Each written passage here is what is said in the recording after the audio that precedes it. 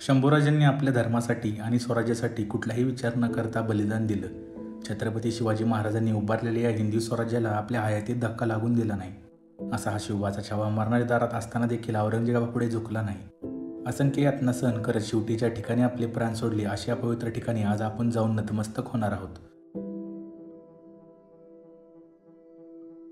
अहमदनगर जिल्ह्यातील दौंड तालुक्यात बहादूरगड किल्ला आहे, ज्याला धर्मवीरगड असंही म्हणतात. 4 फेब्रुवारी 1689ला शंभूराजे आणि कवी कलश यांना संगमेश्वर येथे अटक करून याच बहादूरगडावर आणलं गेलं. ज्यावेळी शंभूराजे अटक झाले हे कळताच औरंगजेबाने आपली छावणी अकलूजवरून बहादूरगडाला हलवली. समोर असलेल्या मुख्य वाड्यात दरबारात त्यांना औरंगजेबापुढे पेश केलं. या दरबारात आणण्यापूर्वी त्यांची या किल्ल्याच्या 12 वेशीतून धिंड काढण्यात आली. गडाच्या 100 कोसापर्यंत मोगली छावण्या उभारण्यात आल्या, जेणेकरून शंभूराजांची कोणीही सुटका करू नये. अख्खा दरबार गच्च होता. औरंगजेबाचे सर्व सरदार या ठिकाणी उपस्थित होते. औरंगजेब खूप खुश होता. त्याला वाटलं आपण स्वराज्याच्या राजाला कैद केलं म्हणजे सगळं स्वराज्य आपलं झालं. ज्या गोष्टीसाठी तो दक्कनेत आला होता ती गोष्ट त्याला साध्य झाल्यागत वाटत होती. त्याला वाटलं होतं शंभूराजे आपल्याकडे प्राणासाठी भीक मागतील, विनवण्या करतील, पण तसं काही झालं नाही.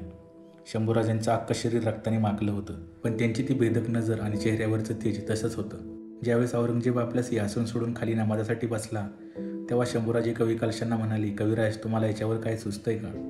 यावर कवी कलशांनी एक काव्य सादर केलं. यावन रावण की सभा संभू बदेव बजरंग लौल सत सिंधू सम खूब खेल्यो रणरंग जो रवी ससील कथई कद्योत होत बदरंग त्यो लव तेजनी हारखे तकत तेजो औरंग.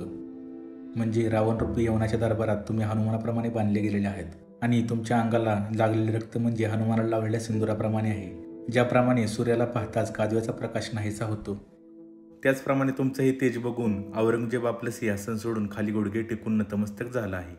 शंभूराजांना औरंगजेब म्हणाला, हे स्वराज्य आमच्या हवाले कर आणि आमचा धर्माचा स्वीकार कर आणि आमचा सारा खजिना कुठाला पावला आहे हे सांग, आम्ही तुला बक्ष देऊ. यावर शंभूराजे औरंगजेबाला म्हणाले, आबासाहेबांनी त्यांच्या कर्तृत्वावर आणि मावळ्यांच्या बलिदानावर हे स्वराज्य उभं केलं आहे. त्यातील ही जनता हाच आमचा खजिना आहे.